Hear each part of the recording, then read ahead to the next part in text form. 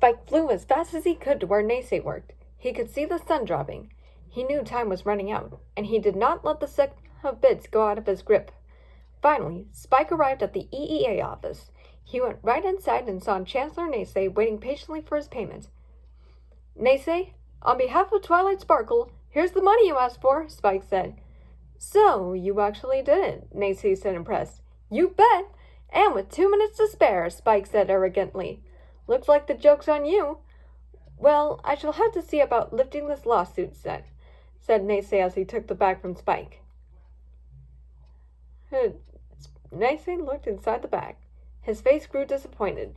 He then turned back to Spike and said, "There is nothing in this bag, you fool." "You mean nothing but 100,000 bits?" Spike sounded a comeback. "You think you can fool me?" Nace asked, amazed. "Spike, you are duller than a sack of hammers, and that's exactly what you brought me." Nace dumped the sack and outpoured an assortment of hammers. Spike couldn't believe his eyes. He could not possibly believe that this actually happened. "By the way, your time is up," said Nace. "You failed to meet the deadline, so I hope you're ready to go to jail." "No!" Spike screamed. Back at the school, every pony was partying and having a good time, until Spike returned with a long face. "Spike, what's the matter?" asked Twilight. Spike told the whole story to Twilight. She believed every word he said and grew even more upset. "What's going on? What happened?" asked Starlight. "The party's over, guys," said Twilight. "The mission was a failure. We just lost the school." Every pony gasped. "I'm sorry I let you down, Twilight," said Spike. "It's not your fault, Spike," said Twilight. "I never should have listened," mused Starlight.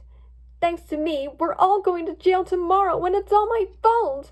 Some friend I turned out to be." Twilight started to leave. "Wait, Twilight," said Applejack. "Don't beat yourself up." "We know how you feel," said Fluttershy. "I'm sure we can fix this," said Starlight.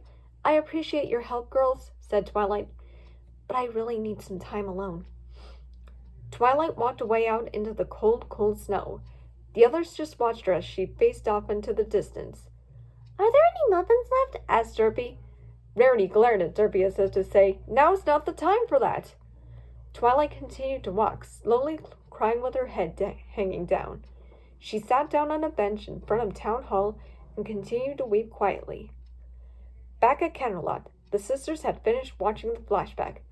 "So that brings us to where we are now?" Luna guessed. "Precisely, my sister," said Celestia. "Now you can see why Twilight is so upset." "Perhaps you should go talk to her," said Luna. "You're her mentor and her go-to creature when she needs help." "That is true, my sister," said Celestia. "But I think maybe this is a job for you." "Me?" Luna blinked.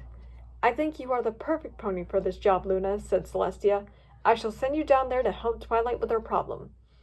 Luna was a little unsure at first, as she hadn't had as much interaction with Twilight as her sister did, but she decided to accept the challenge. "Very well, Celestia. I will do my best." So Celestia sent Luna down to where Twilight was sitting in Ponyville.